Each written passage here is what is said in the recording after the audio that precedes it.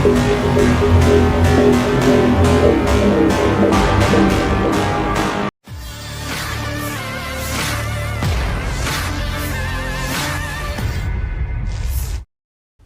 Pertahanan Rusia baru-baru ini merilis sebuah video yang menampilkan kerja tempur dari awak MLRS Uragan saat menghancurkan benteng angkatan bersenjata Ukraina di wilayah Avdiivka.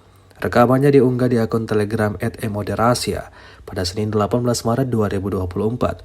Melalui kamera yang dipasang pada pelindung kepala prajurit Rusia, dapat dilihat seperti apa mereka dengan sigap bersiap dan mulai meluncurkan rentetan serangannya di dalam kendaraan militernya.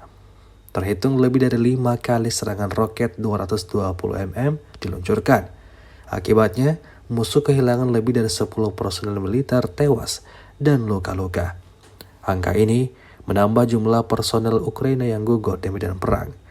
Diketahui Presiden Ukraina Volodymyr Zelensky mulai kebingungan saat mengetahui jumlah personilnya semakin berkurang di tengah perang yang terus memuncak.